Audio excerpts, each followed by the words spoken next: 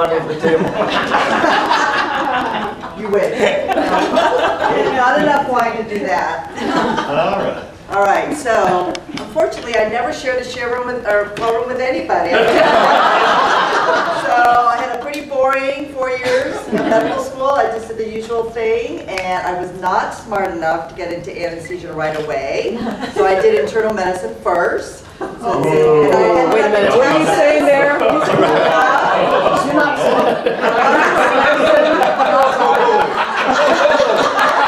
And then she probably did anesthesia too. You could have always done I totally I don't know what that was all about. But anyway, so I end up in Texas, of all places, thanks to Larry Tierney. Remember Larry Tierney? Oh, yeah. Go to Texas. I'm like, okay. Wow. So that was like the worst 3 years of my life. Wait, did you run into Jeff there? I have to say it was not fun. However, I was not one of the arrogant ones. I was like, what the hell am I doing here? Thanks, Larry Tierney. Did you learn to like George Strait, though? There what? George Strait. Like George Strait. George Strait. Who's that? Okay, no country, please. But I did appreciate that when, you know, that every surgical resident, internal medicine resident, if you became chief, which I never did get a pair of cowboy boots. Oh! I never got one. Never a chief of anything. So anyway, luckily I came back to San Francisco, did anesthesia because they said, okay, you can actually come back and do anesthesia, but not the first time. But so I came back and did an anesthesia residency. So now I'm an anesthesiologist, and I'm in the East Bay. So I've been working at Walnut Creek for what, 25 years since 1994. You do know the difference between a Texan and a cowboy. No. Well, the cowboy, the shit's on the outside of the boots.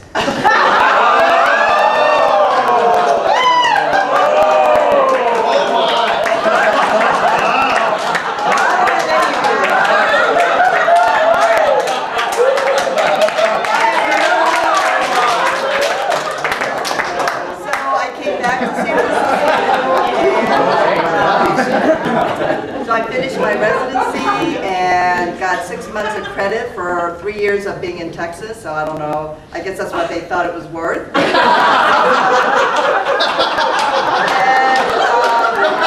I've been at the East Bay and with the same anesthesia group.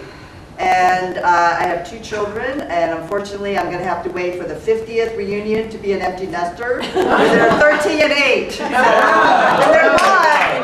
I own. You know, when I was like, what, 46, I guess? I thought I was going through menopause, but I was actually pregnant. So we're waiting for the medallion. I think you get the medallion, right? We'll have to wait for the medallion here for my empty nest. She's so beautiful. So every year, or at least when we were in school, they would give to 2 people a Regent scholarship. Did you know that? Yeah. So it was based on academic achievement and promise as a leader. So I was one of the 2 people that got a Regent scholarship, so I actually didn't pay to go to UCSF. And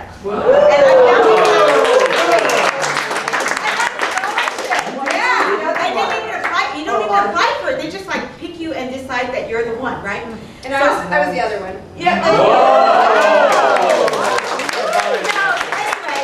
After I matriculated with UCSF, I got this letter saying that I got the Regent scholarship, so I wouldn't have to pay tuition. Whoa. Yeah, the whole 4 years. Yeah, the whole 4 years we paid no tuition. Yeah, none. Okay, but here's the deal. But here's donating that money back to you.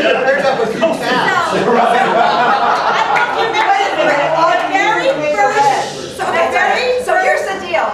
Both of us left home and had no parents by 17.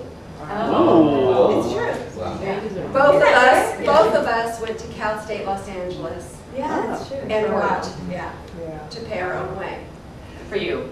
Both of us got the scholarship to UCSF with no tuition because both of us had no parents.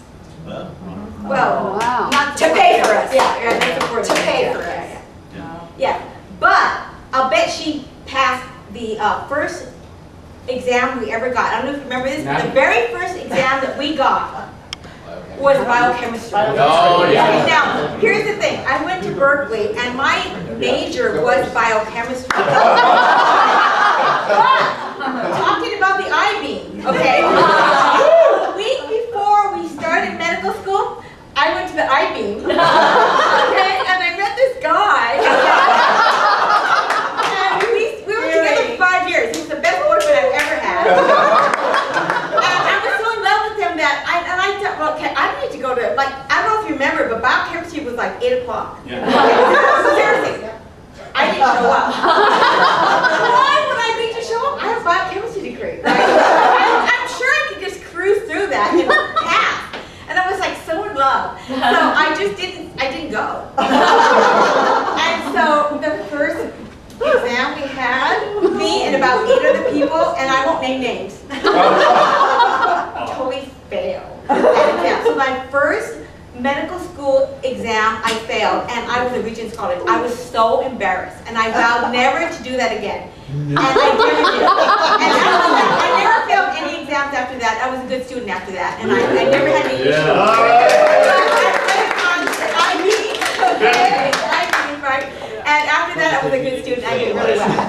But, and then basically, I really went to medical school thinking that I was going to go into surgery.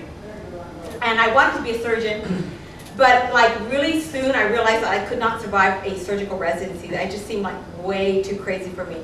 And so I like was desperate to try to figure out what I was going to do in medicine. And I don't know if you remember this, but they used to host these things where you could show up and during lunchtime and talk to an OBGYN or a pediatrician or whatever it is, and just like try to figure out what you wanted to do.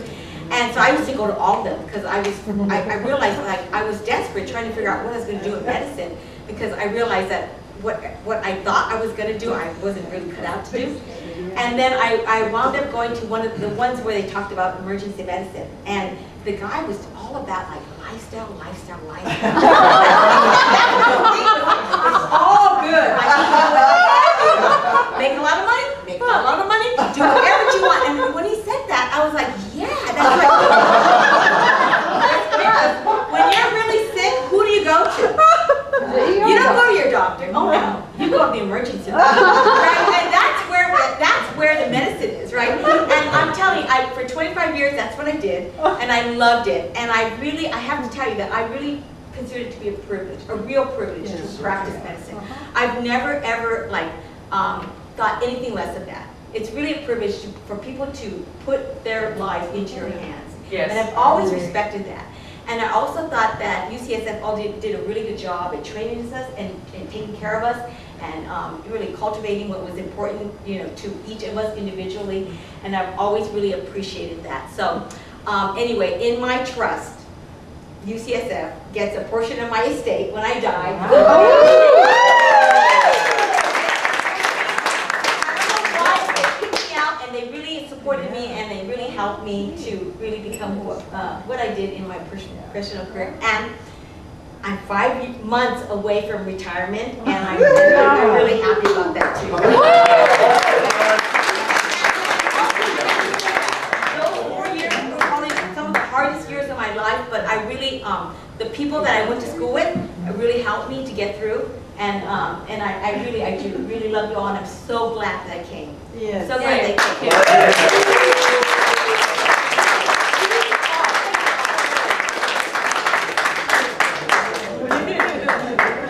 Well, I think we might have proven them true right in that the class of 1986 is going to close down this party. So, well done. And stay, have fun. There's still a little bit of wine. If you want to look at some albums. I actually brought videos from the class show plays, but this is way more fun. So yes. So, but I have to admit, I did want. Okay.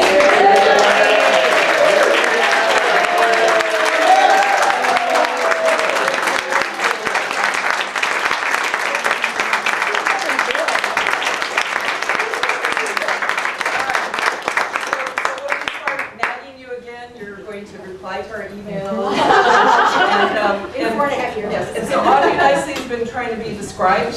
She's moving up in the world, she's becoming a scribe. So hopefully we can encapsulate what you talked about. I was hoping we could talk about some of the other people we know and what's going on, but I don't think we have time now. So what I would like to, well, you can talk to, I mean, I don't want to stop this. But Talk the room. One word says hi, it's her son's birthday this week and she couldn't make it. who's her birthday, Catherine? Chris Kemmer and Kathy Contreras say hi. I had dinner with Chris a couple weeks ago. Mike Wong and Susie say hi. They had parental health issues. So not everyone could come that wanted to come, and some people said they would, but we've had an amazing turnout, and we have a lot of information about various people here. So maybe when we send out another email, I guess I will be sending the email this week. If you can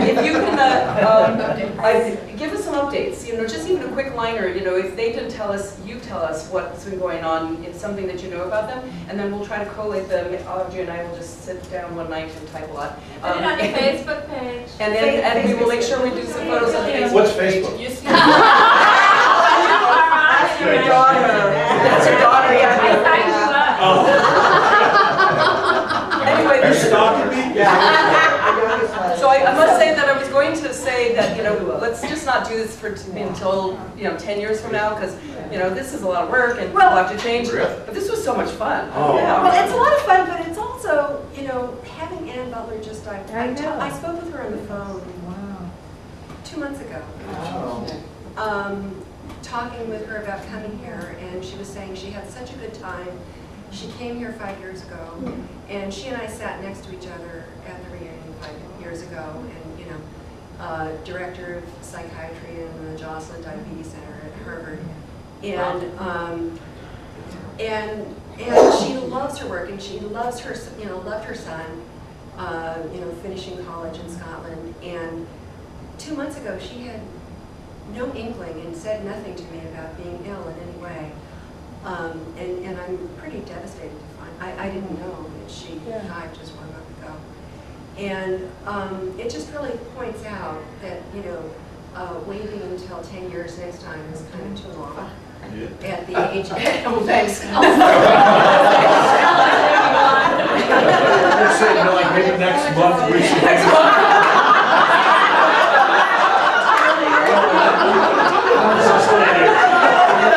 Let's stay here.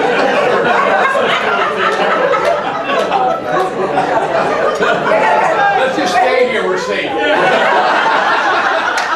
each other CPR. That's about. For our next one, like in There you go. We can fix your hips and Kent's got giant tickets. Anyway, she's absolutely right. So celebrate the people you know, keep in contact, send those emails around. Everyone gets so busy, you're going to be so busy back at work and, with your families, your activities and such. But if you can reflect once in a while on what a wonderful evening tonight was, I hope this was worth coming. And I have to say, I've served on the admissions committee for 15 years, and the class of 1982 was the best class.